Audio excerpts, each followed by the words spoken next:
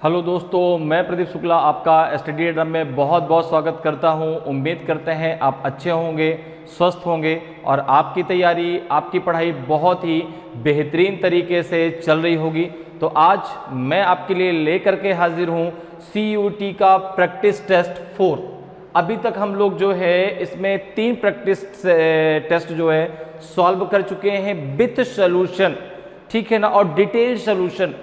केवल ऐसे नहीं कि क्वेश्चन का आंसर, जिस टॉपिक से क्वेश्चन पूछा गया उस टॉपिक को भी हम लोगों ने डिटेल में समझा, ताकि टेस्ट पेपर के माध्यम से आपकी तैयारी जो है कम समय में बहुत अच्छी हो जाए, क्योंकि समय आपके पास बहुत कम है, ठीक है ना। CUT का जो आपका पेपर है वो मई में होगा, ठीक है, जिसमें आपका जो जर्नल टेस्ट का पार्ट आता है उसमें आपका मैथ, रीजनिंग और जनरल नॉलेज के क्वेश्चन पूछे जाते हैं, जिसमें आपके टोटल 75 क्वेश्चन होते हैं, जिसमें से आपको 60 क्वेश्चन करने हैं, ठीक है ना। तो 25-25 का रेशियो तीनों से आता है, रीजनिंग से, मैथ से और आपका जनरल नॉलेज से। तो हम उसमें डिस्कस करने वाले हैं रीजनिंग के क्वेश्चनों को, ठीक है ना। तो क्वेश्चन के माध्यम से हम हर टॉपिक को समझने की कोशिश करेंगे। तो चलिए आज क्लास को स्टार्ट करते हैं। आज भी मैं आपके लिए बहुत ही बेहतरीन क्वेश्चन लेकर के हाजिर हूं। और एक बार और कि आपको सबसे पहले जो भी क्वेश्चन आता है आप एक बार अपने से कोशिश जरूर करेंगे, ठीक है ना, क्योंकि आपको पता है रीजनिंग कोई सब्जेक्ट नहीं है। अगर रीजनिंग सब्जेक्ट होता तो आपको शुरुआत से पढ़ाया जाता, ठीक है ना। जैसे मैथ है, इंग्लिश है, ये ऐसे सब्जेक्ट आपको पढ़ाए जाते हैं, लेकिन रीजनिंग एक आपकी थिंकिंग है, एक आपकी सोच है, ठीक है ना। तो वहां पर ये नहीं कि नहीं ये कहां से आया, ठीक है, जो आप पहले से पढ़ते आ रहे हैं सारी चीजें वही हैं। ये अपने दिमाग से हटा दीजिए कि नहीं रीजनिंग बहुत टफ है। रीजनिंग बहुत सिंपल है, बस सोचना सही है। इसलिए क्वेश्चन जब आप पढ़ेंगे उसमें दिया होता सबसे बेस्ट ऑप्शन को चूज करिए। कौन सा सबसे बेस्ट ऑप्शन है, क्योंकि भाई थिंकिंग सबकी अलग अलग हो सकती है।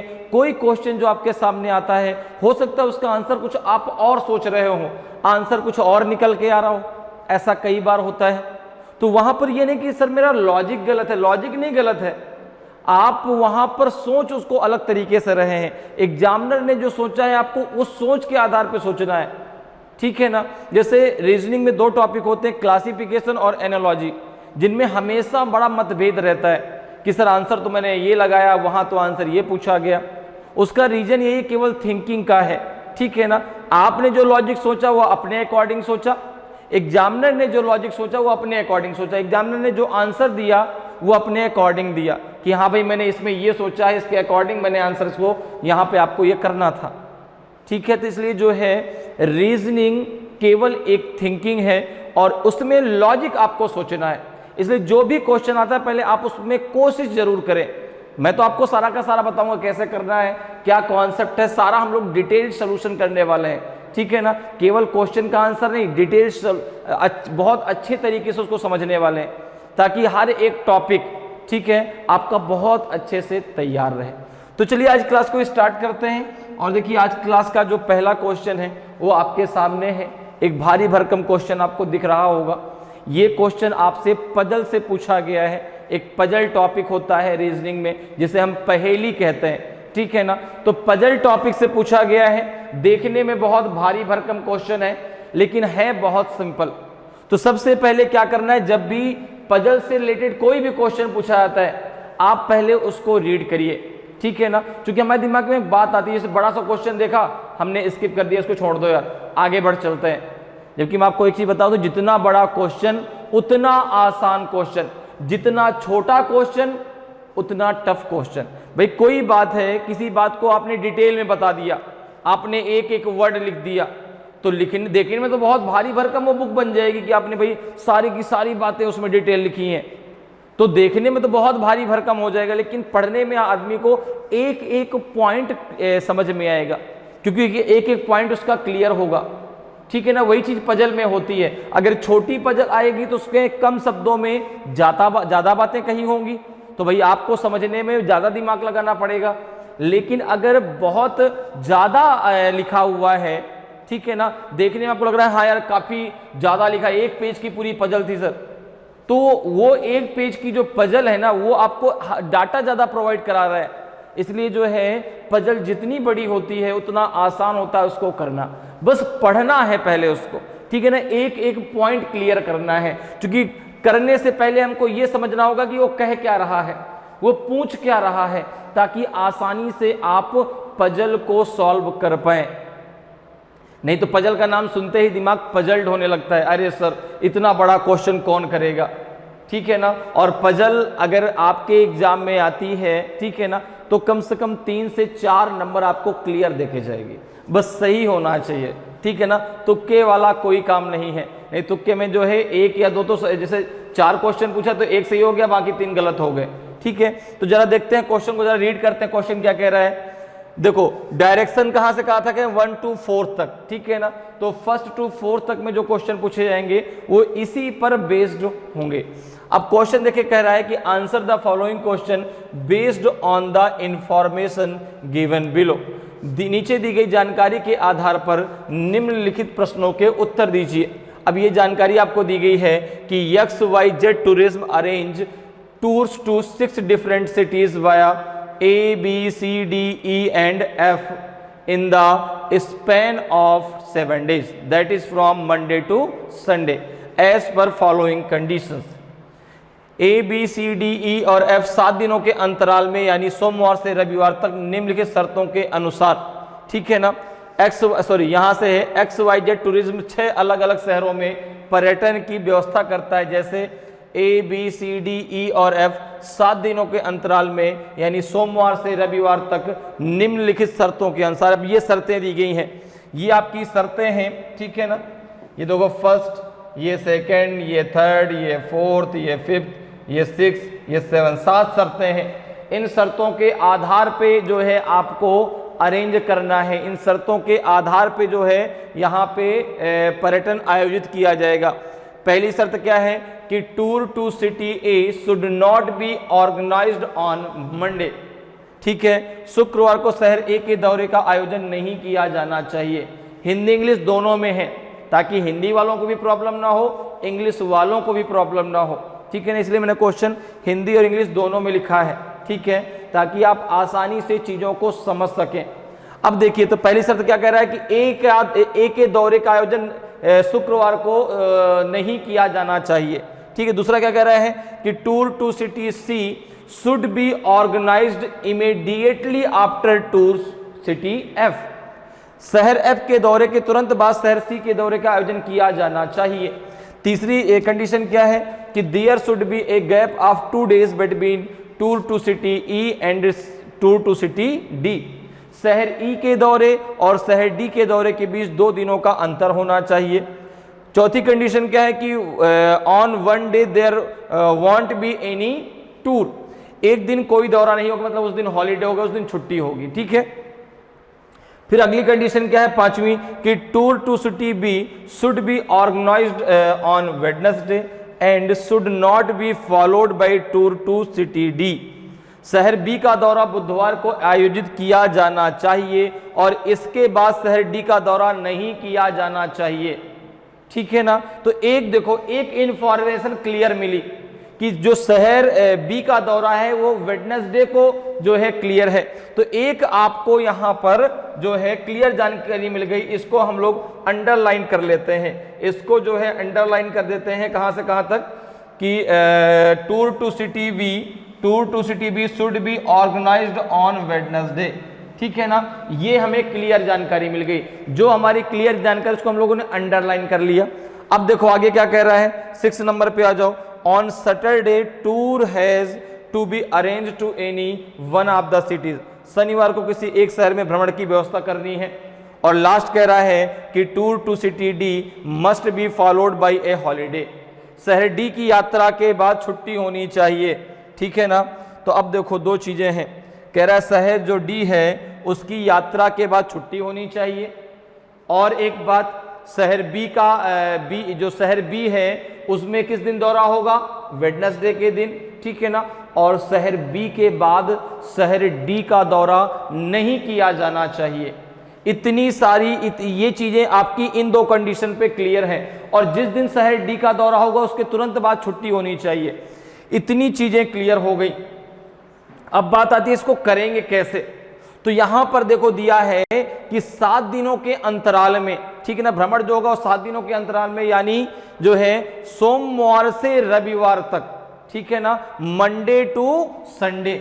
तो पहले मंडे है, लास्ट में संडे है, तो हम इनको लिखेंगे भी उसी फ्लो में, जिस फ्लो में यहां पर दिया गया है उसी फ्लो में आप यहां पर मंडे टू संडे को लिखेंगे भी, ठीक है ना। जैसे यहां पर देखें, अगर हम बात करें तो जिस प्रकार से फ्लो में दिया गया, तो हमने सबसे पहले यहां पे क्या लिख दिया, मंडे, ठीक है ना, सबसे पहले मंडे, फिर क्या आ जाएगा आपका ट्यूसडे, फिर क्या आ जाएगा वेडनेसडे, फिर क्या आ जाएगा आपका थर्सडे, फिर क्या आ जाएगा आपका जो है फ्राइडे, ठीक है ना, फिर क्या आ जाएगा सैटरडे, और सबसे लास्ट में क्या आ जाएगा आपका संडे। तो जिस फ्लो में दिया गया था उसी फ्लो में हमने इन 7 डेज के नाम लिख दिए, मंडे, ट्यूसडे, वेडनेसडे, थर्सडे, फिर आपका फ्राइडे, फिर आपका सैटरडे, और लास्ट में क्या आ जाएगा आपका संडे। तो इस प्रकार से जो है हमने मंडे टू सैटरडे लिख लिया, जिस प्रकार से इसमें देखो दिया गया है, ठीक है ना। क्या दिया गया है, सोमवार से रविवार तक, अर्थात मंडे टू संडे।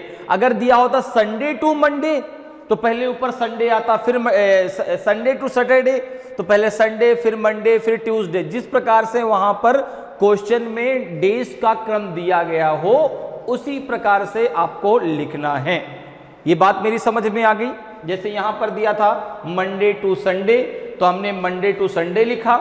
अगर दिया होता संडे टू सैटरडे अर्थात रविवार से शनिवार, तो हम शुरुआत कहां से करते, संडे से। ये हमने लिख लिए, ठीक है ना। अब यहां पर शहर कितने दिए गए हैं, 6, ठीक है ना। शहर दिए गए हैं 6 और दिन है आपके 7, तो एक दिन तो हॉलीडे है, एक दिन किसी भी शहर का दौरा नहीं किया जाएगा। अब जरा कंडीशन नंबर फर्स्ट पढ़ते हैं। तो आपने कहा फर्स्ट नहीं, हमने सारी कंडीशन पढ़ ली हैं। 5th में दिया गया है क्लियरली कि जो बी है उसका दौरा बुधवार को किया जाएगा, तो वेडनेसडे के दिन आपका बी हो गया, तो यहां पे हमने बी लिख दिया, ठीक है ना। जो वेडनेसडे उस दिन किस तरह का दौरा होगा, बी का, तो यहां पे बी हो गया। अब देखो कह रहा है कि बी के बाद डी का आयोजन नहीं किया जाना चाहिए। देखो यहां पे साफ तौर पे लिखा है कि tour to city B should be organised on Wednesday and should not be followed by tour to city D. शहर बी का दौरा बुधवार को आयोजित किया जाना चाहिए और उसके बाद शहर डी का दौरा नहीं किया जाना चाहिए। तो आपने कहा कि वेडनेसडे को बी हो गया, उसके बाद डी नहीं आएगा, और डी उसके बाद नहीं आएगा तो उसके पहले होगा। पहले 2 दिनों में या तो वो ट्यूसडे को होगा या तो वो मंडे को होगा। तो यहां पर देखो सबसे लास्ट में क्या दिया गया है कि tour to city D must be followed by a holiday. शहर डी की यात्रा के बाद छुट्टी होनी चाहिए। तो आपने कहा कि अगर यहां पे ट्यूसडे को डी होता तो फिर डी के बाद तुरंत बी आ जाएगा, डी के बाद तुरंत बी आ जाएगा, छुट्टी कोई चांस ही नहीं है। लेकिन अगर हम यहां पर देखें, अगर मंडे को हम डी का दौरा करवाते हैं तो इस दिन ऑफ रहेगा, ये दिन देखो ऑफ रहेगा। कंडीशन क्लियर है कि डी के बाद तुरंत डी के तुरंत बाद क्या होनी चाहिए, छुट्टी होनी चाहिए। डी के बाद देखो छुट्टी है।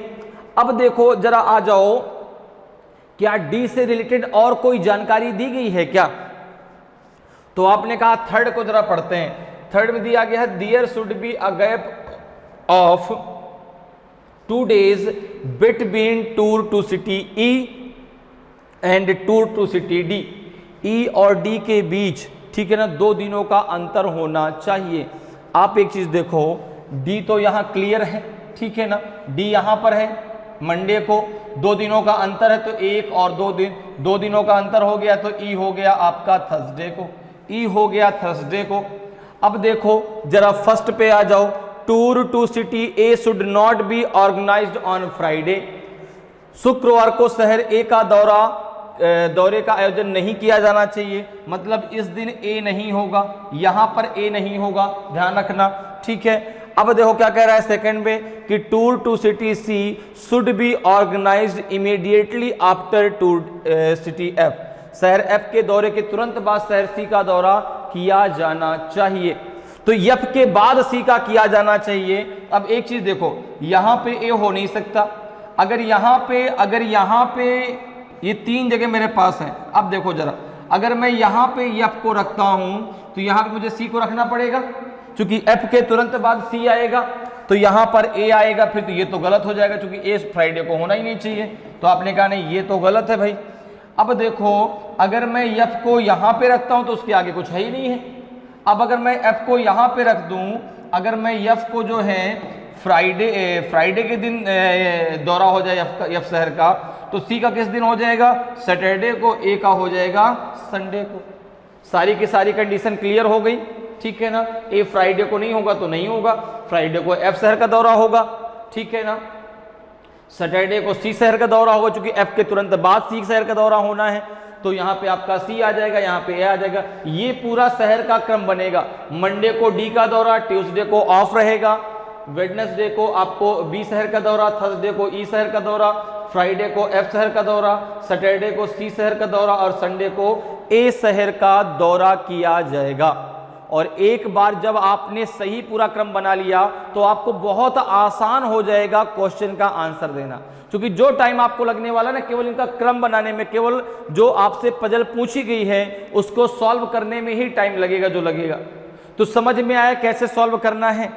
पजल को देख के डरना नहीं है, पहले तो उसको रीड करना है। कुछ जितनी बड़ी पजल होगी उतनी ज़्यादा जानकारियां आपको उसमें दी गई होंगी। तो जैसे हमने रीड किया तो हमको एक जानकारी क्लियर दी गई थी कि भाई शहर जो बी है उसका दौरा बुधवार को किया जाना चाहिए और उसके बाद डी का दौरा नहीं किया जाना चाहिए, ठीक है ना। दूसरी बात हमने क्या ध्यान दिया, यहाँ पे जो डेज का जो क्रम दिया गया था, जिस क्रम में दिया गया उसी क्रम में लिखा। मंडे टू संडे दिया गया तो मंडे टू संडे लिखा, ठीक है ना। अगर संडे टू सैटरडे दिया जाता तो हम संडे टू सैटरडे लिखते। इतनी बात क्लियर है। तो ये हमारा पूरा क्रम बन के तैयार हो गया।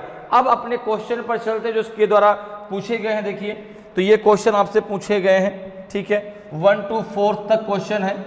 तो यहाँ पे आपका ये क्वेश्चन है, इसको जरा पढ़िए और इसका आंसर दीजिए। क्वेश्चन फर्स्ट है कि which day is a holiday, किस दिन छुट्टी है, ठीक है ना। किस दिन छुट्टी है? ट्यूसडे को है, सैटरडे को है, मंडे को है, कि कैन नॉट बी डिटरमाइन, निर्धारित नहीं किया जा सकता। तो निर्धारित तो किया जा सकता है, क्योंकि भाई हमने पूरा का पूरा सॉल्व किया है, ठीक है ना। तो वो तो तब आंसर आता जब हमारा सोल्यूशन अधूरा होता, कि भाई हम क्लियर नहीं कर पाए कि छुट्टी है किस दिन, ठीक है ना। लेकिन सारी की सारी जानकारी क्लियर थी। और देखिए आपने क्लियर कर रखा है कि ऑफ किस दिन है, ट्यूसडे को। ऑफ किस दिन रहेगा? ट्यूसडे को, मंगलवार को ऑफ रहेगा। तो यहाँ पर जो है पूछा है कि हॉलीडे किस दिन है, तो यहाँ पे आपका आंसर आ जाएगा मंगलवार। आपका आंसर आ जाएगा मंगलवार। तो ऑप्शन ए आपका सही आंसर होगा। तो मैंने पहले आपसे कहा था कि जो आपको टाइम लगेगा ना वो केवल पजल को सॉल्व करने में लगना है, ठीक है ना। फिर आंसर देने में क्या, क्वेश्चन पढ़ते जाइए, टिक करते जाइए, ठीक है। अब देखो दूसरा क्वेश्चन क्या कह रहा है कि how many tours are to be organised between C and E, between C and E, C और ई के बीच कितने टूर आयोजित किए जाने हैं? नन, कोई नहीं, 1 1, 2 2, कैन नॉट बी डिटरमाइन, निर्धारित नहीं किया जा सकता। तो जरा देखो भाई, सी और ई के बीच जरा देख लो। तो आपने कहा सी और ई के बीच एक टूर है एफ, ठीक है ना। सी और ई के बीच एक टूर आयोजित किया जाएगा, वो है एफ। तो आपसे उनका नंबर आप टूर्स पूछे गए हैं 1 2 3, तो आपने कहा 1, आपने कहा 1, तो इसका जो आंसर वो क्या हो जाएगा आपका? बी जो है बिल्कुल सही आंसर होगा। ऑप्शन बी आपका सही आंसर हो जाएगा। क्लियर है। नेक्स्ट क्वेश्चन पे आते हैं भाई, नेक्स्ट क्वेश्चन पे आते हैं। अब देखिए 2 क्वेश्चन आपसे और पूछे गए हैं, ठीक है ना। टोटल 4 क्वेश्चन आपसे पूछे गए इस पजल पर, ठीक है। अब नेक्स्ट क्वेश्चन तीसरा क्या कह रहा है कि on which day will the tour to city F be organise, शहर एफ के दौरे का आयोजन किस दिन किया जाएगा? फ्राइडे को, सैटरडे को, संडे को कि मंडे को, शुक्रवार, शनिवार, रविवार की सोमवार। तो शहर एफ का दौरा जरा देखो भाई किस दिन किया जाएगा, जरा देखिए शहर एफ का दौरा किस दिन किया जाएगा। तो शहर एफ का दौरा फ्राइडे के दिन किया जाएगा। शहर एफ का दौरा किस दिन किया जाएगा? फ्राइडे के दिन। तो यहाँ पे फ्राइडे आपका सही आंसर होगा, ठीक है ना। क्या होगा? फ्राइडे हो जाएगा। तो ऑप्शन ए आपका सही आंसर होगा, ठीक है ना। शहर एफ का दौरा किस दिन किया जाएगा? फ्राइडे के दिन। तो ऑप्शन ए आपका सही आंसर हो जाएगा। लास्ट क्वेश्चन है कि कौन सा दौरा इस श्रृंखला का अंतिम दौरा होगा, ठीक है ना। Which tour will be the last tour in this series, A B C या कैन नॉट बी डिटरमाइंड। जरा देखें भाई सबसे लास्ट में कौन सा दौरा हुआ, तो संडे के दिन, संडे सबसे लास्ट डे था और उस दिन शहर ए का दौरा किया गया। तो इस श्रृंखला का सबसे लास्ट जो आपका टूर था वो था ए शहर का। तो ऑप्शन ए आपका सही आंसर हो जाएगा, ऑप्शन ए आपका सही आंसर हो जाएगा। क्लियर, समझ में आया। तो पजल को देख के डरना नहीं है कि सर बहुत बड़ा क्वेश्चन है मैंने उसको स्किप कर दिया, मैंने उसको छोड़ दिया, नहीं, बिल्कुल भी नहीं छोड़ना है। क्वेश्चन जितना बड़ा होगा उतना आसान होगा करने में, ठीक है ना। तो यहाँ पर जो है, और जब भी पजल से क्वेश्चन आएंगे कम से कम 4 से 5 क्वेश्चन तो आपसे 100% है पूछे ही जाएंगे, ठीक है ना। मिनिमम 3 तो मान लो है ही, ठीक है ना, मैक्सिमम 5, ठीक है। तो इसका आंसर क्या हो जाएगा, चारों के आंसर निकल आए, पजल हमारी हो गई सॉल्व, ठीक है। आगे बढ़ते हैं, अगले क्वेश्चन पर आते हैं। अगले क्वेश्चन पर चलते हैं भाई। देखिए अगला क्वेश्चन आपके सामने दिया गया है। इस क्वेश्चन को पहले रीड करते हैं, क्वेश्चन को समझते हैं और फिर उसको जो है हम लोग सॉल्व करने की कोशिश करते हैं। क्लियर है, ठीक है, ठीक। अब जरा देखो क्वेश्चन क्या कह रहा है। क्वेश्चन कह रहा है कि a test was conducted in a class of 50 students. The test was of 100 marks, was 70 the average marks on a class test. 50 छात्रों की कक्षा में एक परीक्षा आयोजित की गई। परीक्षा 100 अंकों की थी। क्या क्लास टेस्ट में औसत अंक 70 थे? पहला कह रहा है कि अब देखो यहाँ पे आपको ये पूरा एक क्वेश्चन दिया गया है। अब ये दो आपको जो है फर्स्ट और सेकंड दो यहाँ पे डेटा दिए गए हैं। अब आपके इसके बाद देखो ए बी सी और डी में आपको आंसर देना है। इसको पहले समझ लो, इसको पहले समझ लो, फिर इसके बाद इस क्वेश्चन को हम लोग सॉल्व करते हैं। क्वेश्चन ये है आपका डेटा सफिशिएंसी से, ठीक है ना, जिसे हम कहते हैं डेटा अपर्याप्तता, ठीक है ना। तो यहां पर देखो डाटा अपर्याप्तता अर्थात डेटा सफिशिएंसी। तो यहां पर क्या है, आपको जो क्वेश्चन पूछा गया है उसके लिए आपके पास फर्स्ट और सेकंड में दो अलग अलग डेटा दिए गए हैं। अब आपको जो आंसर देना है वो ए बी सी और डी में से देना है। ए कब देना है कि if the data in statement first alone is sufficient to answer the question. जो पहला स्टेटमेंट है, जो पहला आपका कथन दिया गया है वो अकेले पर्याप्त है आंसर देने के लिए, तो आप यहां पे आंसर ए दीजिए, ठीक है ना भाई। जो क्वेश्चन आपसे पूछा गया है उसका आंसर देने के लिए स्टेटमेंट जो फर्स्ट है वो अकेले ही पर्याप्त है, तो यहां पे ऑप्शन ए आपको टिक करना है। बी कब टिक करना है कि if the data in statement second alone is sufficient to answer the question. अगर यहां पर जो सेकेंड स्टेटमेंट में आपको डेटा दिया गया है अगर वो अकेले पर्याप्त है आंसर देने के लिए तो आंसर आपको बी देना है। सी कब देना है कि if the data in both the statement together is not sufficient to answer the question. यदि दोनों मिलकर के भी आंसर देने के लिए पर्याप्त नहीं है, फर्स्ट और सेकंड में जो आपको डेटा दिया गया है वो मिल करके भी आंसर देने के लिए पर्याप्त नहीं है, तो आपको यहां पर सी आंसर देना है, ठीक है ना। और फिर डी कब देना कि if the data in both the statement is needed to answer the question, कि फर्स्ट और सेकंड दोनों मिल करके आंसर देने के लिए पर्याप्त है, तो आंसर आपको डी देना है। क्लियर है, समझ में आया। तो जो आंसर आपको देना है वो ए बी सी और डी के अकॉर्डिंग देना है। क्वेश्चन जो दिया गया है उसका आंसर फर्स्ट और सेकंड केवल फर्स्ट से निकल आएगा तो आंसर ए, केवल सेकंड से निकल आएगा, फर्स्ट का यूज ही नहीं करना पड़ा तो आंसर बी। अगर दोनों को मिलकर के भी आंसर नहीं देता तो आंसर सी, अगर दोनों को मिलकर आंसर निकलता तो आंसर डी। अब जरा अपने क्वेश्चन पे आते हैं और स्टेटमेंट पढ़ते हैं। तो क्वेश्चन तो हमने पढ़ लिया, जरा स्टेटमेंट पढ़ लीजिए। पहला क्या कह रहा है, पहला कह रहा है कि in the test half of the class had marks below 20 and half of the class had marks above 70। Test में आधी कक्षा के अंक 70 से कम थे और आधी कक्षा के अंक 70 से ऊपर थे। ओके। दूसरा कह रहा है कि the lowest mark in the test was 45 and the highest mark was 95। परीक्षा में सबसे कम अंक 45 और उच्चतम अंक क्या थे, 95 थे, 95 थे। अब देखो सबसे पहले अगर मैं बात करूं तो एवरेज कैसे निकाला जाता है, एवरेज निकालने का फॉर्मूला क्या होता है।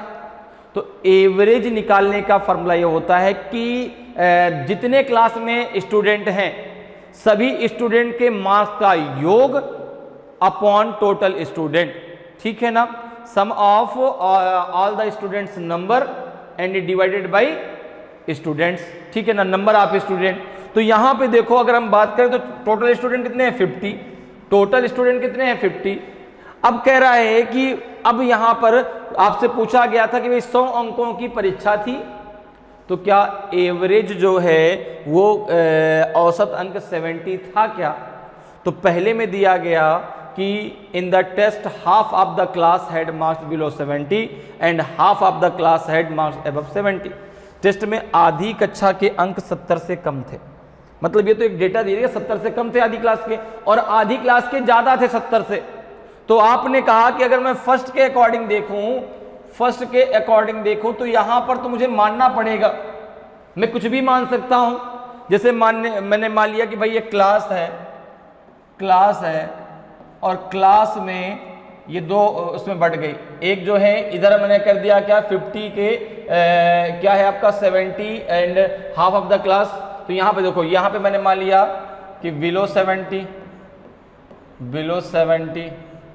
यहाँ मैंने मान लिया कि अबव 70 है ना, अबव 70। अब जरा देखो यहाँ पे तो आप कुछ भी मान सकते हैं। जैसे आपने मान लिया कि भाई चलो ठीक है, हम मान के चलते हैं कि अगर 70 से कम मिले तो हमने मान लिया कि उसको जो है कितने मिल गए, मान लो 50 मान सकते हो, 60 मान सकते हो, 65 मान सकते हैं, जितना चाहो उतना मान सकते हैं, ठीक है ना, इसमें कोई वो नहीं है। चूंकि भाई 70 से कम है, आधी क्लास को दो भागों में डिवाइड कर दिया, एबव 70 बिलो 70। तो आपने कहा लिया चलो मान के चलते हैं कि इनको 50 अंक मिले, सारी क्लास को 50 अंक मिले, इनको कितने मिले, इनको मान लो 72 मिल गए, या मान लो कि 75 मिल गए, 80 मिल गए, कितने ही मिल सकते हैं। तो ये मानने के आधार पे तो हम कुछ भी मान सकते हैं ना।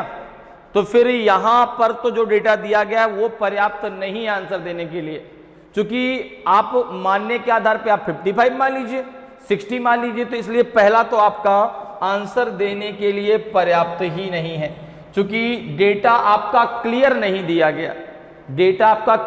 दिया गया। अब मानने को तो हम कोई भी वैल्यू मान सकते हैं, ठीक है ना, 70 से नीचे कोई मान सकते हैं, 70 से ऊपर कोई भी मान सकते हैं, ठीक है ना। अब जरा देखो दूसरा क्या कह रहा है कि the lowest mark in the test was 45 and the highest mark was 95। परीक्षा में सबसे कम अंक 45 और उच्चतम अंक 95 थे। अब देखो फिर वही बात आ गई कि हमको तो सब सारे बच्चों के अंक चाहिए ना, केवल 2 बच्चों के अंकों से बात नहीं बनेगी भाई। टोटल नंबर ऑफ स्टूडेंट, ठीक है ना, sum of total number of student numbers and divided by क्या होता है, टोटल नंबर ऑफ स्टूडेंट। तो यहां पर तो केवल 2 का पता है कि भाई हाईएस्ट 95 था और जो मिनिमम था वो 45 था, बाकी बीच के बच्चों के हमें आंकड़े ही नहीं पता कि भाई जो बाकी बीच में उनके नंबर्स कितने थे। इसलिए जो है ये भी आपका जो है आंसर देने के लिए पर्याप्त नहीं है। जो दूसरा है उससे भी आंसर आपका नहीं निकलेगा।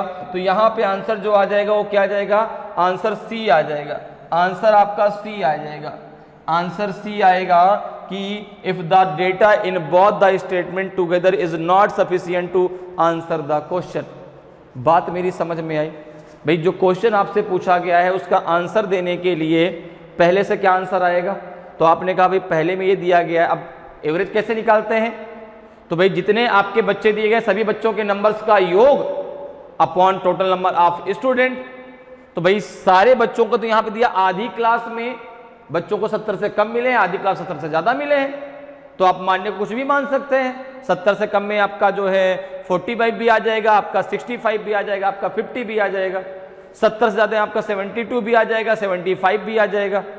तो यहाँ पर जो है यहाँ पर भी क्लियर जानकारी नहीं दी गई, तो पहला भी आपका पर्याप्त नहीं है आंसर देने के लिए। दूसरे की बात करें, दूसरे में आपका लोएस्ट और हाईएस्ट दिया है, बीच के नंबर हम कहाँ से लेके आए भाई? बीच में तो हम जो है फिर 55 वही मानने वाली बात आ जाएगी।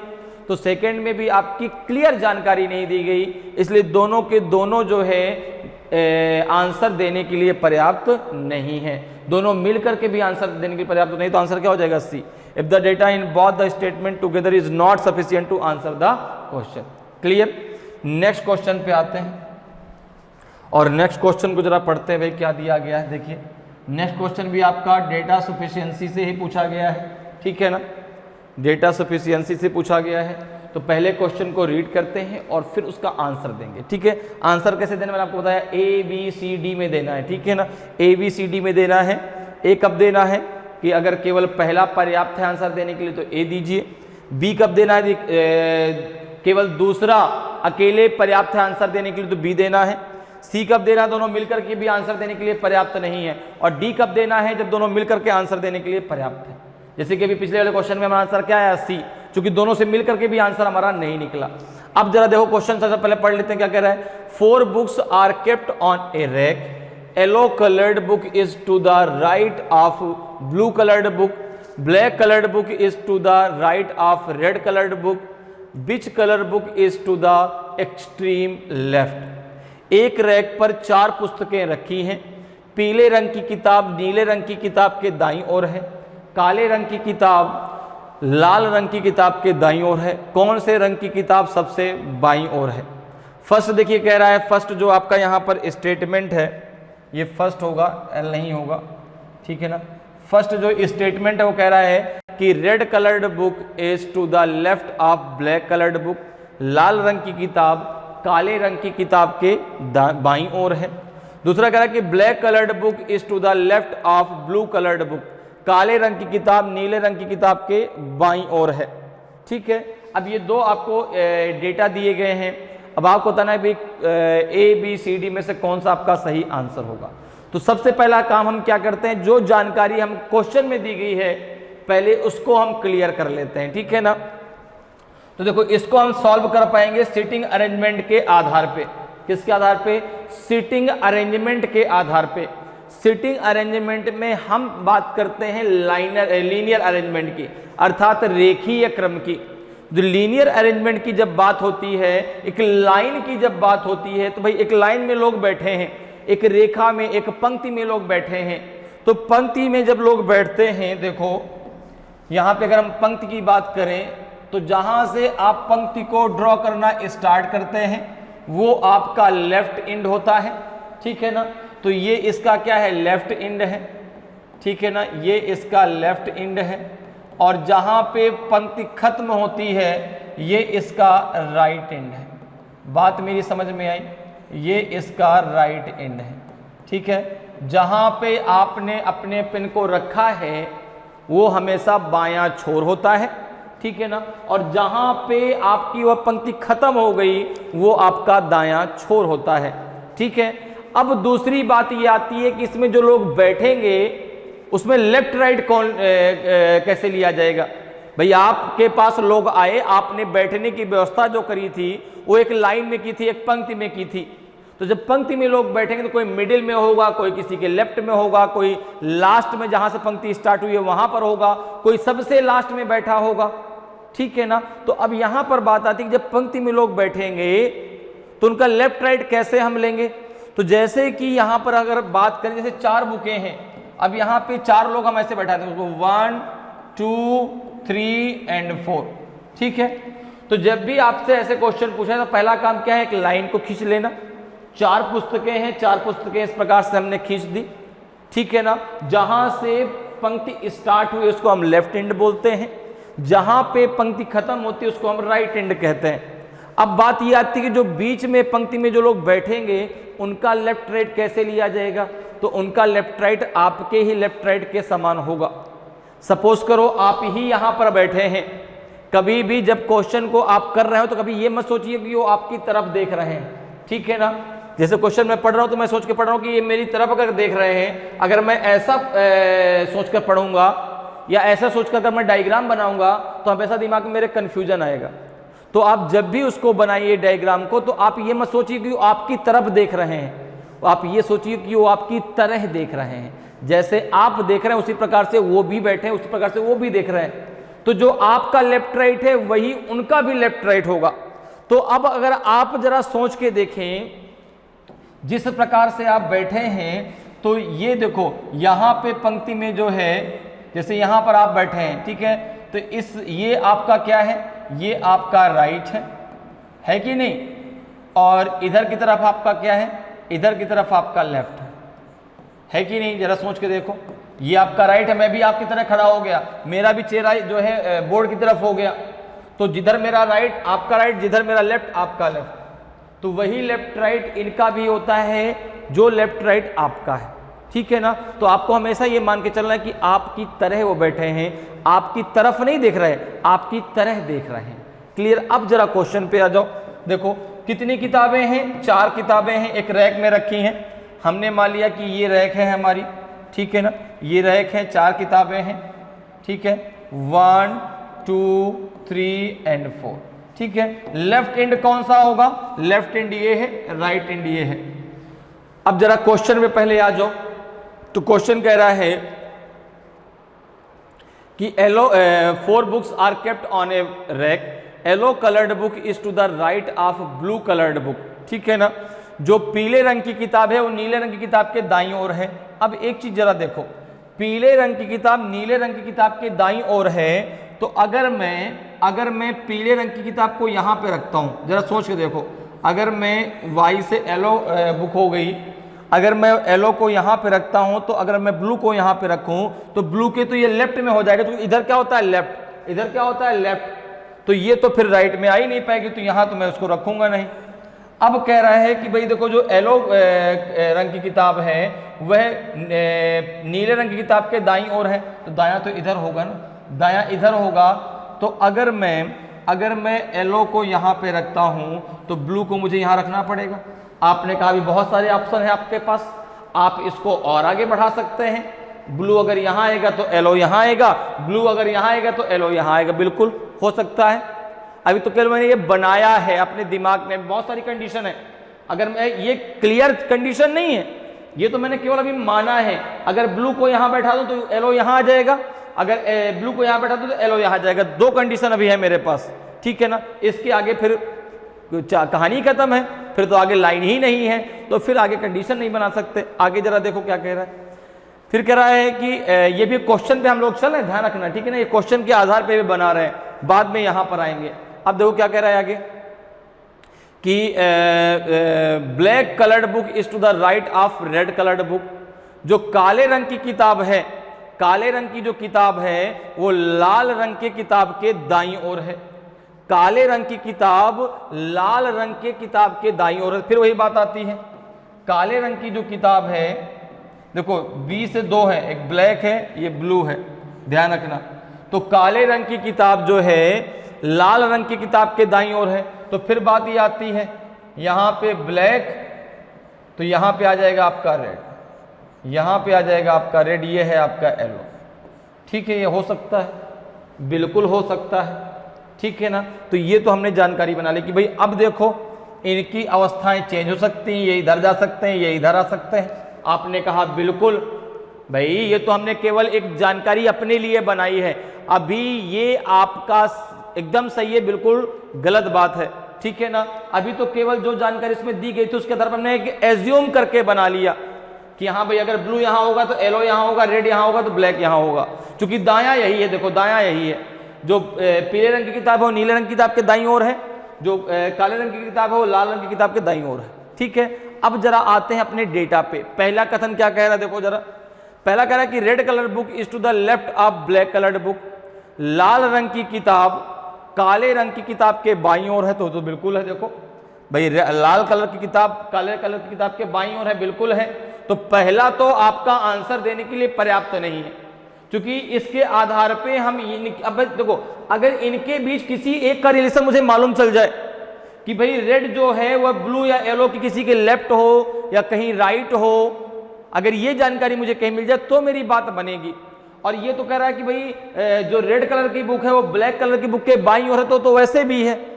तो इस जानकारी के आधार पर मेरा आंसर नहीं निकल रहा, इस जानकारी के आधार पर मेरा आंसर नहीं आ रहा, तो पहला तो गलत है। जरा दूसरे की बात करते हैं। Black coloured book is to the left of blue coloured book. यहां से देखो बात बन जाएगी, कह रहा है कि black coloured book is to the left of blue coloured book. अब जो काले रंग की किताब है वह नीले रंग की किताब के बाईं ओर है। आप जरा बताओ कि जैसे काले रंग की किताब यहां है, नीले रंग की किताब यहां है, तो ये तो दाईं ओर है, ये बाईं ओर है ही नहीं। तो आपने कहा ये तो हमने एक एज्यूम किया था।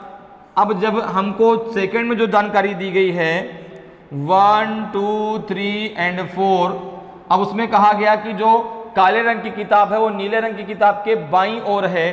तो आपने कहा कि अगर ब्लैक यहां पर रखूंगा मैं तो यहां पे कौन आ जाएगा, ब्लू, और यहां पे कौन आ जाएगा आपका जो है येलो, यहां पे क्या आ जाएगा आपका येलो, और यहां पे कौन सी बुक आ जाएगी, यहां पे आ जाएगी आपकी रेड, यहां पे क्या आ जाएगी, रेड। देखो ब्लू के लेफ्ट में कौन हो गई, ब्लैक, रेड के राइट में कौन हो गई, ब्लैक, ब्लू के राइट में कौन हो गई, येलो। देखो ऊपर की जो जानकारी वो तो क्लियर है ना, ब्लू के राइट में येलो, रेड के राइट में ब्लैक, बस इतनी जानकारी थी। इनके बीच कोई रिलेशन दिया हो तो पहले में तो नहीं, दूसरे में दिया गया कि काले रंग की किताब नीले रंग की किताब के बाईं ओर है, तो उससे देखो अब क्लियर हो गया।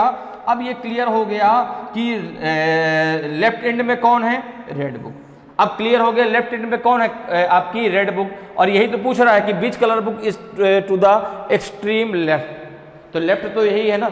अब ये एकदम क्लियर है। अब यहां पर क्या है कि सारी बुकों का जो अरेंजमेंट है अब ये आप अलग नहीं कर सकते। अब ये जो है ये एकदम क्लियर हो गया, तो ये आपका आंसर निकल आया, ये आपका आंसर निकल आया। तो आंसर किस आधार पे आ गया आपका, केवल दूसरे के आधार पे, जो दूसरे में दूसरा स्टेटमेंट दिया गया है उसका प्रयोग करके हमने अपने आंसर को निकाल लिया। तो यहां पे जो आंसर आ जाएगा बच्चों, कौन सा आ जाएगा, वो ऑप्शन बी आ जाएगा कि केवल दूसरा जो है वो आंसर देने के लिए अकेले पर्याप्त है इस क्वेश्चन का। क्लियर है, तो यहां पे आंसर क्या हो जाएगा आपका, बी जो है बिल्कुल सही आंसर होगा। तो समझ में आया थोड़ा बहुत कि डेटा सफिशिएंसी क्वेश्चनों को हमें कैसे सॉल्व करना है। ठीक है, तो यहां पे आंसर क्या आ जाएगा, बी आपका सही आंसर होगा। नेक्स्ट क्वेश्चन पे आते हैं। नेक्स्ट क्वेश्चन को जरा पढ़ते हैं भाई। देखिए अगला क्वेश्चन आपको सीरीज से पूछा गया है, नंबर सीरीज से। नंबर सीरीज से क्वेश्चन पूछा गया है भाई कि from the given option find the missing number two replace and complete the series. दिए गए विकल्पों में से लुप्त संख्याओं को ज्ञात कीजिए और श्रृंखला को पूरा कीजिए। आपको एक श्रृंखला दी गई है 0.56, फिर दिया गया 1.12, फिर दिया गया 1.40, फिर दिया गया 1.54, फिर दिया गया है क्वेश्चन मार्क। आपसे पूछा गया क्वेश्चन मार्क जगह क्या आएगा, 3.99 आएगा कि 1.61 आएगा कि 2.24 आएगा कि 3.33 आएगा। तो जरा एक बार सोच के देखिए क्या आंसर यहां पर आ सकता है। सीरीज का क्वेश्चन है, ठीक है ना, जैसे हम लोग कहते हैं ना कि भाई 1 के बाद 2 आता है, 2 के बाद 3 आता है, 3 के बाद 4 आता है, तो आगे आपको मुझे बताने की जरूरत नहीं है, अब 5 ही आगे आएगा। ए के बाद बी है, बी के बाद सी है, सी के बाद डी, आगे ई ही आएगा। तो सीरीज में एक क्रम चलता है, ठीक है ना, तो आपको क्रम खोजना है कि भाई इनके बीच क्या ऐसा क्रम चल रहा है जिससे उसी पैटर्न को फॉलो करते हुए अगला भी मेरा जो है आंसर आ जाए। तो जरा एक बार थोड़ा सा सोचिए क्या हो सकता है इसका आंसर। तो देखिए एक चीज जरा देखिए, समझिए जरा एक चीज, ठीक है ना, अपनी कोशिश जारी रखिए, मैं भी आपको बताता हूं कैसे करना है। ठीक है, जब भी सीरीज का क्वेश्चन आता है आपको सबसे पहले उनके बीच डिफरेंस को निकालना चाहिए। किसको निकालना चाहिए, डिफरेंस को। अगर डिफरेंस में कोई एक पैटर्न बन रहा होगा तो हम वहां से क्लियर कर लेंगे, ठीक है ना, नहीं फिर हम मल्टीप्लिकेशन के पास चलेंगे, स्क्वायर के पास चलेंगे। सीरीज में तो मतलब ये नहीं कह सकते कि नहीं केवल यही रूल फॉलो होगा, उसमें तो रूल्स की भरमार हो सकती है, ठीक है ना। आप एक यक्ष संख्या मान लो, उसमें आप कुछ भी कर सकते हैं, ठीक है। तो सीरीज जो है अब जैसे, तो सबसे पहले हम इसके बीच के डिफरेंस को देखते हैं। अगर डिफरेंस से बात बन जाएगी तो सबसे अच्छी बात है, अगर नहीं बनेगी तो फिर आगे सोचा जाएगा, फिर मल्टीप्लिकेशन में चलेंगे, फिर डिवीजन पे चलेंगे, फिर स्क्वायर या क्यूब पर चलेंगे, ठीक है। तो जरा देखो इनके बीच अगर डिफरेंस की बात करें तो यहाँ पे आपको सीरीज दी गई है 0.56, फिर दिया गया है आपको 1.12, फिर दिया गया है 1.40, फिर दिया गया आपको 1.54, ठीक है ना। अब देखो फिर आगे आपको बताना है यहाँ पे क्या आएगा। अब जरा देखिए यहाँ पे क्या है, अगर मैं देखूँ तो यहाँ पे देखो कितने का डिफरेंस है, कितने का डिफरेंस, तो आपने कहा 12 में से 6 गए, 6 10 में से 5 गया। अगर इसमें मैं प्लस का कितना कर दूं, प्लस का पॉइंट का 5 6 कर दूं तो कितना आ जाएगा, देखो 6 6 12 और ये कितना हो जाएगा 5 5 10 से 11, तो पॉइंट का 2 बिल्कुल कितना आएगा, तो प्लस का आपका 0.56 हो जाएगा। यहाँ कितने का डिफरेंस है, जरा देखें भाई कितना प्लस करना पड़ेगा। तो डिफरेंस कैसे, इससे इसको माइनस करके देख लो, इसमें से इसको माइनस कर दीजिए तो आपको पता चल जाएगा कितना हमें इसमें प्लस करना पड़ रहा है। तो अगर इसमें से देखें तो देखो 10 में से 2 गया तो 8 और 3 में से 1 गया तो 2, यहाँ पॉइंट का 2 8 प्लस करना पड़ेगा। देखो 8 2 10, 0 हासिल आया, 1 2 1 3 1 4 और ये 1 आ जाएगा बिल्कुल। अब देखो यहाँ पे जरा देखो कितना आ जाएगा, तो आपने कहा प्लस 4 पॉइंट में आ जाएगा कितना 4 और 1, ये 14 आ जाएगा, पॉइंट का 14। अब देखो यहाँ पर भी एक सीरीज आपको बनी, जैसे आपने इनके बीच का डिफरेंस देखा, आपको यहाँ पे भी एक चीज समझ में आ रही, देखो क्या इसका ये हाफ है, इसमें अगर हम 2 से डिवाइड कर दें तो इतना आ जाएगा, इसमें अगर हम 2 से डिवाइड कर दें तो इतना आ जाएगा। तो आपने कहा कि आगे भी अगर हम देखें तो यहाँ पे अगर हम 2 से डिवाइड करते हैं तो यहाँ पे जो प्लस होगा, यहाँ पे जो प्लस होगा ना वो कितना हो जाएगा, वो हो जाएगा 0.7, कितना प्लस होगा 0.7, ठीक है ना। क्योंकि यहाँ पर देखो जब आप इसमें 2 से डिवाइड करेंगे कितना आ जाएगा आपका, जो यहाँ पे आ जाएगा आपका 0.7 नहीं 007 आएगा ना, सॉरी 0.07, क्यों, क्योंकि यहाँ पे दशमलव के बाद 2 अंक है ना, तो 0.07 आ जाएगा, ठीक है ना भाई। डेसिमल के बाद 2 अंक आने चाहिए, तो 0.07 आपका आएगा। अब 0.07 1.54 में ऐड कर दीजिए, देखिए जरा ऐड करिए, 1.54 में आप ऐड कर दीजिए 0.07, कितना आ जाएगा 7 4 11, तो 1 आ जाएगा, 1 आपका होल्ड हुआ, 5 और 1 हो जाएगा 6 और 1 आ जाएगा 1.16 आएगा। देखिए ऑप्शन में दिया गया, बिल्कुल दिया गया है, तो आंसर आपका जो है बी आपका सही आंसर हो जाएगा। क्लियर है। तो जब भी सीरीज का क्वेश्चन सॉल्व करें सबसे पहले किसकी बात करें, डिफरेंस की, ठीक है ना। अगर डिफरेंस से बात बन जाती तो बहुत अच्छी बात है, नहीं बनती तो फिर आगे बात करेंगे मल्टीप्लिकेशन की, डिवीजन की, बहुत सारे चीजें हैं, ठीक है। चलिए नेक्स्ट क्वेश्चन पे चलते हैं। नेक्स्ट क्वेश्चन का जरा आंसर देखते हैं भाई क्या होगा। नेक्स्ट क्वेश्चन देखिए क्या है आपका। नेक्स्ट क्वेश्चन कुछ इस प्रकार से आपको दिया गया, ये भी सीरीज का क्वेश्चन है, ठीक है, सीरीज आपसे पूछी गई है। क्वेश्चन है कि from the given option find the missing number two replace and complete the series. दिए गए विकल्पों में से लुप्त संख्याओं को ज्ञात कीजिए और श्रृंखला को पूरा कीजिए। ये आपको श्रृंखला दी गई है, आपको बताना क्वेश्चन मार्क जाए क्या आ जाएगा, 25 आएगा कि 27 आएगा कि 23 आएगा कि 19 आएगा, क्या आएगा। देखिए सीरीज आपकी क्या दी गई है यहाँ पे, तो आपने कहा 5 फिर दिया गया है 8 फिर 13 फिर दिया गया है आपका जो है यहाँ पे 13 फिर 9 फिर 13 है फिर 17 है फिर आपका 13 है, ठीक है ना, फिर कितना है फिर 18 है, फिर आपका कितना है फिर 21 है, फिर 17 है, फिर 23 है और फिर यहाँ पे आपको बताना क्या आएगा, ठीक है ना। तो एक भारी भरकम सीरीज है, जरा सोचिए क्या यहाँ पर आएगा, एक बार आप जरूर सोचें। तो देखिए जब भी आपको यहाँ पर इस प्रकार की सीरीज दी जाए, ठीक है ना, आप अपनी कोशिश जारी रखें बिल्कुल। अब मैं आपको बताता हूँ कि अगर इस प्रकार की सीरीज कभी आपको दी जाए तो आपको तरीका क्या खोजना है। जब आपको काफी बड़ी सीरीज दिखे तो वहां पे अल्टरनेट पे ज्यादा दिमाग लगाना है, ठीक है ना, अल्टरनेट पे ज्यादा दिमाग लगाना है भाई। यहाँ पे देखो 5 से 1, अब अगर देखें तो 13 यहाँ पर भी है, 13 फिर से आ गया, 13 फिर से आ गया, ठीक है ना। तो यहाँ पर जब इस प्रकार की सीरीज हो ना, जब काफी लंबी सीरीज दी गई हो तो आप वहां पर दिमाग लगाएं, किस पर ज्यादा दिमाग लगाएं, अल्टरनेट सीरीज पर। अब अगर अल्टरनेट की हम बात करें तो अल्टरनेट पे हम क्या देखेंगे कि कौन किसके ज्यादा नजदीक है। जैसे अगर मैं 5 की बात करूं तो 5 के पास अगर मैं देखूं तो देखो 5 का रिलेशन अगर मैं इस 9 से बनाता हूं तो 5 + 4 9, 5 + 4 9, 2 मैंने छोड़ के तीसरा लिया। अगर ये 2 छोड़ के मैं लेता हूं तो यहां देखो 9 + 4 13, 13 + 4 आपका 17। अब जो आगे आएगा वो 2 छोड़ के आएगा तो और आगे वाला क्वेश्चन मार्क आएगा, वहां तक हमें जाना ही नहीं है। अब जरा यहाँ पे ले लो 8 से ले लो, देखो 8 भी अगर 2 छोड़ के लो तो 8 + 5 आपका कितना हो जाएगा 8 + 5 13, 13 + 5 आपका 18 और 18 प्लस देखो 5 आपका 23। दो दो छोड़ के देखो लिया जा रहा है। अब 13 में भी दो छोड़ के लेना है आपको, तो 13 प्लस का आपका जो है 4 17, 17 प्लस का 4 आपका हो जाएगा 21 और 21 प्लस का 4 हो जाएगा आपका जो है 25। तो यहाँ पे आ जाएगा आपका 25। तो देखो पहले जो है इसमें प्लस का 4 प्लस का 5, अब प्लस का 4, अगर आगे सीरीज आती तो अब प्लस का फिर से 5 होता है अलग से जो है ग्रुप में। तो यहाँ पे क्या आ जाएगा आपका 25 आएगा। तो ऑप्शन ए आपका सही आंसर हो जाएगा। कितना आ जाएगा 25 आ जाएगा। क्लियर है। नेक्स्ट क्वेश्चन पे आते हैं। नेक्स्ट क्वेश्चन को जरा डिस्कस करते हैं भाई क्या है। देखिए ये क्वेश्चन आपसे पूछा गया है किससे, ये क्वेश्चन पूछा गया है आपसे जो है ब्लड रिलेशन से, ठीक है ना, ब्लड रिलेशन से पूछा गया है।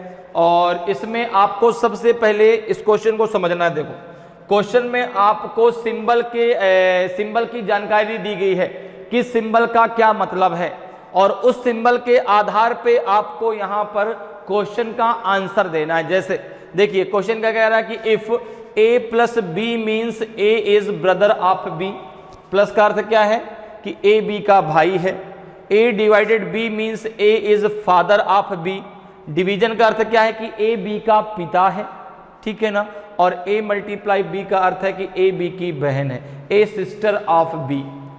फिर आपको बताना है कि which of the following means M is uncle of P. तो निम्न से किसका अर्थ है कि एम पी का अंकल है। अब ये ए बी सी डी में आपको ऑप्शन दिए गए हैं, इनमें से किस ऑप्शन से निकल के आएगा कि एम पी का अंकल है, ये आपको निकालना है। तो जैसे बात आती है ब्लड रिलेशन की तो बात होती है जेंडर की, ठीक है ना। ब्लड रिलेशन में आपको इस बात को याद रखना है कि जब तक जेंडर डिफाइन नहीं होगा तब तक रिलेशन डिफाइन नहीं होगा। और अगर हम जेंडर की बात करते हैं तो इस दुनिया में दो ही लोगों के बीच रिलेशन है जेंडर में, एक आपका मेल और दूसरा आपका फीमेल। तो मेल के लिए हम सिंबल का प्रयोग करेंगे प्लस और फीमेल के लिए करेंगे माइनस, ठीक है ना। फीमेल के लिए क्या करेंगे माइनस। जब आपको कंफर्म हो जाए कि हाँ ये मेल है ये फीमेल है तो आप उसके ऊपर आप जो है प्लस या माइनस का सिंबल लगाएंगे। अगर मेल है तो प्लस, फीमेल है तो माइनस, लेकिन क्लियर होना चाहिए, ठीक है ना।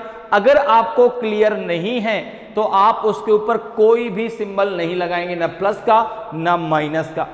जैसे मान लो कह दिया जाए किसी व्यक्ति की 2 संतानें हैं।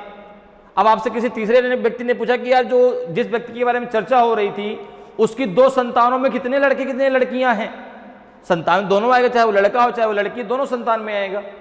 तो आपने कहा मुझे यार ये जानकारी नहीं है कि भाई कितने लड़के या कितनी लड़कियां हैं, ठीक है ना। तो जब तक जेंडर डिफाइन नहीं होगा तब तक रिलेशन डिफाइन नहीं होगा।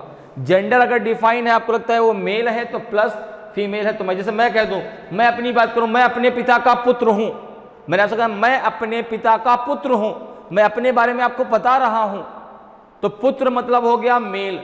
अगर मैं कहता कि मैं अपने पिता की पुत्री हूं तो आप कहते पुत्री मतलब फीमेल। तो जब तक जेंडर, अब पिता अगर मैंने कहा, पिता मैंने अगर कहा तो भाई प्लस। अगर मैं कहता कि मैं अपनी माता का पुत्र हूं, ये जानकारी मैं आपको देता तो फिर वहां पे माता मतलब क्या हो गया फीमेल, ठीक है ना। तो इस बात को याद रखना है। अब देखो यहां पर हम आते हैं जो है क्वेश्चन पे और इसके आधार पे एक डायग्राम बनाते हैं। सर देखो क्या कह रहा है कि a प्लस बी का अर्थ क्या है, यहाँ पे पहले इसको लिख लेते हैं। a प्लस बी का अर्थ क्या है, तो प्लस का मतलब है कि a is brother of b। तो a में हमने क्या लगा दिया प्लस, b के बारे में हमें कोई जानकारी नहीं, ठीक है ना।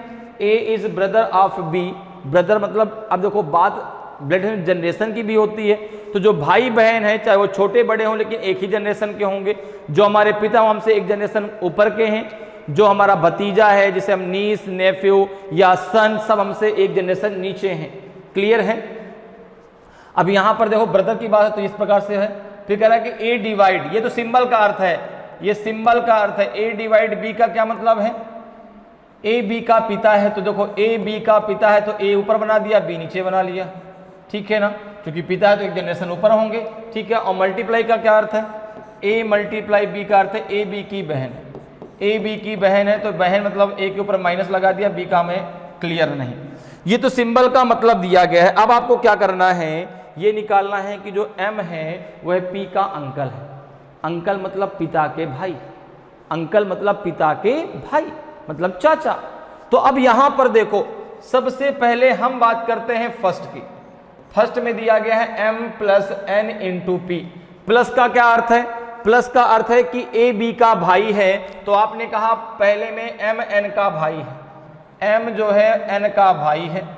तो दूसरा क्या कह रहा है कि n इंटू पी, मल्टीप्लाई का क्या अर्थ है, a b की बहन है। देखो मल्टीप्लाई दिया ना, a मल्टीप्लाई b का अर्थ क्या है, a b की बहन है। तो यहाँ पे a का काम कौन करेगा, n, b का काम कौन करेगा, p, ठीक है ना। तो m n की बहन है, m n की बहन, तीनों आपस में भाई बहन हो गए, पहला तो गलत हो गया, तीनों आपस में भाई बहन है, ठीक है, इसलिए a गलत है, ठीक है। हमको तो ये निकालना है कि m p का अंकल निकले, किससे निकलेगा ये हमको बताना। तो इसमें तो तीनों भाई बहन आ गए। दूसरी बात, एक बात और याद रखिएगा, m का जेंडर प्लस होना चाहिए, p के जेंडर से हमें कोई मतलब नहीं है, ठीक है ना। p चाहे उसकी भतीजी हो चाहे भतीजा हो, इससे फर्क नहीं पड़ेगा, लेकिन m का जेंडर प्लस होना चाहिए, क्योंकि अगर माइनस हो गया तो उसकी आंटी लग जाएगी, उसकी बुआ लगेगी, जब प्लस होगा तभी अंकल लगेंगे, ठीक है ना। अब जगह दूसरे पे आ जाओ, जरा सेकंड पे आ जाओ भाई। सेकंड क्या कह रहा है, सेकंड में जो है देखो, सेकंड कह रहा है कि n into P divided m। तो मल्टीप्लाई का क्या अर्थ है, मल्टीप्लाई का अर्थ है कि a b की बहन है, तो n जो है वह p की बहन है, n p की बहन है। डिवाइड का अर्थ क्या है, a b का पिता है, तो p जो है वह m का पिता हो गया, p m का पिता हो गया। तो भाई ये भी तो गलत हो गया, हमको तो ये निकालना है कि m जो है वह p का अंकल चाचा हूं, तो ये भी गलत है। जरा c में आ जाओ, c की जरा चर्चा करो, तीसरे की। c में देखो क्या दिया गया है, c में दिया गया है आपका m डिवाइड k। डिवाइड का अर्थ क्या है, a b का पिता है, तो m जो है m k का पिता है, m k का पिता है, k इंटू पी। और मल्टीप्लाई का अर्थ है कि a b की बहन है, तो k जो है वह p की बहन है, तो m जो है वह p का चाचा नहीं लेकिन p का पिता हो गया। तो आंसर आपका c भी गलत है, तो आंसर अब d तो सही ही होगा। जब ये तीनों गलत हो गए तो फिर आंसर d आपका सही ही होगा, बिना चेक करे भी आप लगा सकते हैं। और चेक कर लीजिए भाई एक बार, चौथे को भी चेक कर लेते हैं। m प्लस n, प्लस का अर्थ क्या है, a b का भाई है, तो m जो है वो n का भाई है। और डिवाइड का अर्थ है कि a b का पिता है, तो n जो है वह p का पिता है। अब देखो m जो है वह p का क्या हो गया, अंकल हो गया, m p का अंकल निकल आया, किससे निकल के आ गया, आपका d से। तो ऑप्शन डी आपका सही आंसर होगा। समझ में बात आई।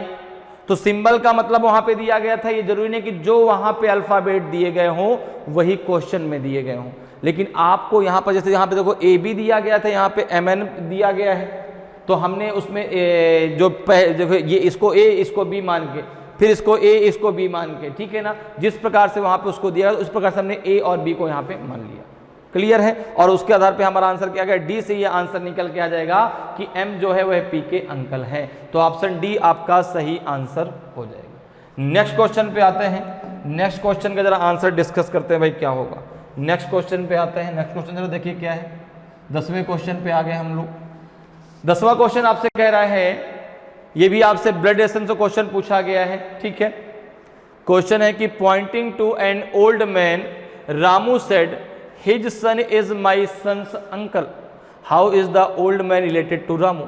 एक बूढ़े आदमी की ओर इशारा करते हुए रामू ने कहा, उसका बेटा मेरे बेटे का चाचा है, उसका बेटा मेरे बेटे का चाचा है। बूढ़ा आदमी रामू से किस प्रकार संबंधित है, अंकल है उसके, ब्रदर हैं, फादर हैं कि ग्रैंडफादर हैं।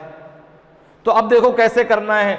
यहां पे आपको जब भी ऐसे क्वेश्चन आपके इसमें आते हैं, आपको उसका डायग्राम बनाना है। डायग्राम बनाने में क्या ध्यान रखना है, जेंडर, तो आपको मैंने बता दिया कि मेल है तो प्लस, फीमेल है तो माइनस, जनरेशन गैप, पिता है तो एक जनरेशन ऊपर, ठीक है ना, और अगर ग्रैंडफादर है, दादा है, तो उससे एक जनरेशन और ऊपर, क्योंकि पिता के पिता, ठीक है ना।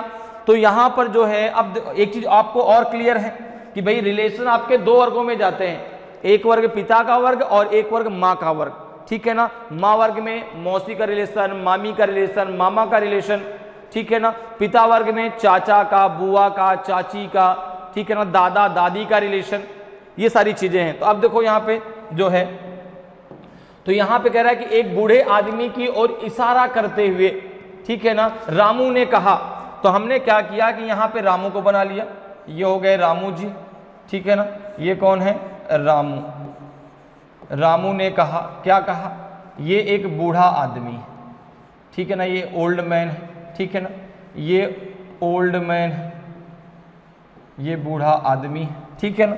रामू उसकी तरफ इशारा करते हुए क्या कहता है कि इशारा करते हुए कहता है, रामू ने कहा कि उसका बेटा, किसका? बूढ़े आदमी का बेटा, ठीक है ना। तो अब देखो ओल्ड मैन का जो बेटा है वह मेरे बेटे का चाचा है, ठीक है ना। तो अब एक चीज जरा समझना ध्यान से, ओल्ड मैन का बेटा, तो यहाँ पे ये ओल्ड मैन है, नीचे हमने यहाँ पे बना दिया ओल्ड मैन के सन को, ये हो गया ओल्ड मैन का सन, ठीक है ना, ये हो गया ओल्ड मैन का बेटा, ठीक है।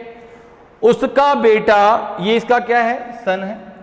उसका बेटा मेरे बेटे का, मेरे बेटे का, उसका बेटा मेरे बेटे का, ठीक है ना, चाचा है। मतलब ये जो है ना, ये व्यक्ति इसका अंकल है, ये व्यक्ति इसका अंकल है, ये जो व्यक्ति है इसका अंकल है। तो एक चीज बताएं, जब ये व्यक्ति इसका अंकल है तो ये दोनों आपस में क्या हुए? ये दोनों आपस में ब्रदर हो गए, ये दोनों आपस में ब्रदर हो गए, भाई भाई हो गए। होगा कि नहीं भाई? चाचा का रिलेशन किससे होता है? पिता वर्ग में। तो ये जो कह रहा है कि इस बूढ़े व्यक्ति का जो बेटा है वह मेरे बेटे का चाचा है, तो ये दोनों एक ही थोड़ा ना है भाई। चाचा अगर वो कहता कि जो है बूढ़े व्यक्ति का जो बेटा है वह मेरे बेटे का पिता है, तो कहता कि भाई चलो ठीक है, ये सिंगल भी हो सकता है या इसके अलावा भी कोई होगा। लेकिन जब उसने कह दिया कि नहीं ये चाचा है, तो फिर ये सिंगल नहीं है, ये सिंगल नहीं है, क्योंकि ये तो आपको बता रहा है इसके बारे में, इसलिए जो है ये दोनों आपस में क्या हो गए? भाई भाई हो गए, ठीक है ना। तो ये जो है रामू जो है इसके क्या हो गए? पिता हो गए, और पिता का भाई क्या लगता है? चाचा। तो यहां पूछा है कि बूढ़ा आदमी रामू से किस प्रकार संबंधित है? तो जो ओल्ड मैन है वो आपके रामू के फादर है, वो रामू के फादर है। क्यों? क्योंकि ये दोनों भाई भाई हैं, ये इनके भी पिता हैं, तो ये रामू के भी पिता हैं, तो वो जो ओल्ड मैन है वो रामू के फादर हैं। ऑप्शन सी आपका सही आंसर हो जाएगा। क्लियर है? तो एक बात और, अगर आप क्वेश्चन का पढ़ करके आंसर दे पा रहे हैं तो आपको डायग्राम बनाने की कोई ज़रूरत नहीं है, लेकिन अगर आप क्वेश्चन को पढ़ करके आंसर नहीं दे पा रहे हैं तो आपको डायग्राम जरूर बनाना है, ठीक है ना। तो जैसे यहाँ पर जो है हमारा जो है पढ़ करके अगर आ जाता है तो बहुत अच्छी बात है।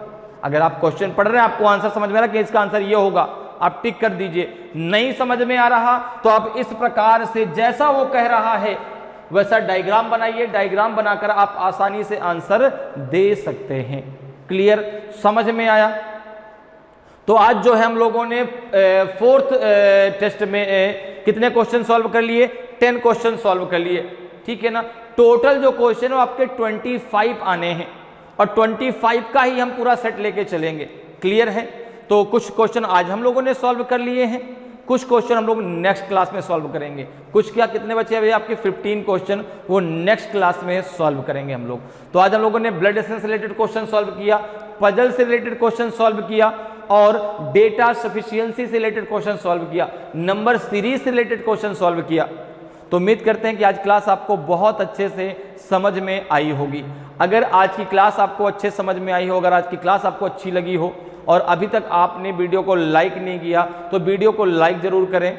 अगर आप नए हैं और अभी तक आपने हमारे चैनल को सब्सक्राइब नहीं किया तो चैनल को सब्सक्राइब जरूर कर लें, ताकि आपको क्लास की जानकारी समय समय पर मिलती रहे और आपकी तैयारी बेहतरीन तरीके से चलती रहे। तो आज तो इतना ही, फिर मिलेंगे। जय हिंद, जय भारत।